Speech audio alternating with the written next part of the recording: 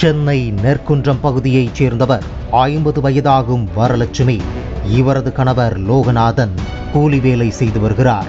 இந்த நிலையில் வரலட்சுமி தனது தங்கையின் வீட்டார் திருமண நிகழ்ச்சி ஒன்றுக்காக சென்னையில் இருந்து பேருந்து மூலமாக காஞ்சிபுரத்திற்கு கடந்த ஜூலை மாதம் சென்றுள்ளார்.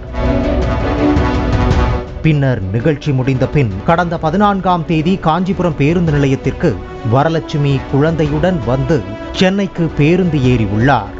பேருந்தில் அதிகப்படியான கூட்டம் இருந்ததால் முண்டியடித்துக் கொண்டு தனது டிராவல் பேக்கை ஓட்டுநருக்கு அருகே இருக்கக்கூடிய சீட்டில் வைத்து இடம் பிடித்து பயணித்துள்ளார். வீட்டிற்கு சென்று வரலட்சுமி தனது டிராவல் பேக்கை திறந்து பார்த்தபோது அந்த பேக்கில் வைத்திருந்த 5 சவரன் தங்க நகைகள் திருடு போயிருப்பதைக் கண்டு அதிர்ச்சி அடைந்தார். பின்னர் உடனே இது குறித்து கோயம்பேடு காவல் நிலையத்தில் புகார் அளித்தார். முதலில் கோயம்பேடு போலீசாரும் காஞ்சிபுரம் போலீசாரும் என மாறி மாறி 10 நாட்கள் அலைய விட்டதாக வரலட்சுமி வேதனை தெரிவித்தார். கோயம்பேட்டில் வந்து கம்ப்ளைண்ட் கொடுத்தோம். எங்கே மிஸ் பண்ணீங்களா, அங்கே போய் பாருங்கன்னு சொல்லிட்டாங்க இவங்க. அன்னைக்கு காஞ்சிபுரம் ஓடு 8 மணிக்கு அங்கே போய் சேர்ந்து 1 மணிக்கு நீங்கள் எங்கே பார்த்தீங்களா அங்கே போய் கொடுங்க சென்னையில் என்ன அவங்க திரட்டி விட்டாங்க. திருப்பி இங்கே வந்தோம். திருப்பி மறுநாள் காலையில் வந்து இங்கே கொடுத்தோம். திருப்பி அங்கே போக சொன்னாங்க. திருப்பி அங்கேருந்து வந்து இங்கே கொடுத்தோம். 10 நாள் அலைஞ்சேன் சார். நான் காஞ்சிபுரத்துக்கும் சென்னைக்கும் காஞ்சிபுரம் சென்னைக்கும் அலைஞ்சேன். பெண்ணின் புகாரின் பேரில் வழக்கு பதிவு செய்த கோயம்பேடு போலீசார் சிசிடிவி காட்சிகளை வைத்து விசாரணை மேற்கொண்டு வந்தனர். அப்போது நகையை திருடிய பெண் திருப்பத்தூர் மாவட்டம் நரியம்பட்டு ஊராட்சி மன்ற தலைவர் பாரதி ஸ்ரீ, வயது 56 என்று போலீசாருக்கு தெரிய வந்தது.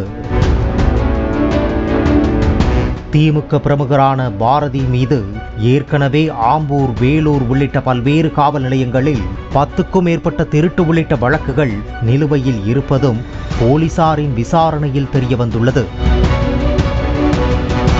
இந்த சம்பவத்தில் சென்னையில் இருந்து காஞ்சிபுரம் சென்ற பேருந்தில் பயணித்த பாரதி பேருந்து நிலையம் வந்ததும் இறங்காமல் அதே சீட்டிலே அமர்ந்திருந்துள்ளார்.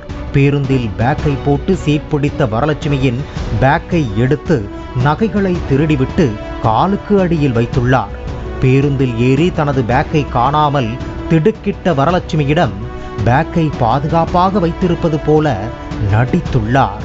பேருந்து புறப்படும் முன்பாக தனது கணவர் வரவில்லை என்று இறங்கி தப்பி உள்ளார் பாரதி என்கின்றனர் போலீசார். பேருந்தில் இருந்து பாரதி இறங்கிச் செல்லும் சிசிடிவி காட்சிகளை அடிப்படையாக வைத்து வரலட்சுமியை அடையாளம் கண்டுள்ளனர் போலீசார்.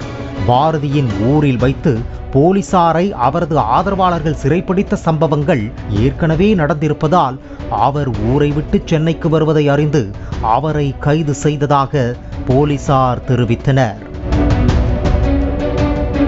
போலீசாரிடம் சிக்கியதும் நான் தெரியாமல் செய்துவிட்டேன், எவ்வளவு பணம் வேணாலும் தருகிறேன், என்னை விட்டுவிடுங்கள் என பாரதி கண்ணீர் விட்டு கதறி அழுததாக கூறப்படுகிறது.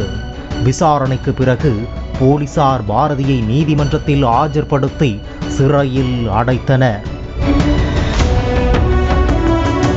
பாரதியிடம் லட்சக்கணக்கில் பணமும் வசதியும் இருந்தும் ஊராட்சி தலைவர் பதவிக்கு வந்த பின்னரும் திருட்டு பழக்கத்தை கைவிடாமல் இருந்ததால் தற்போது சிறை பறவையாகி கம்பி எண்ணி வருகின்றார் என்கின்றனர் போலீசார்.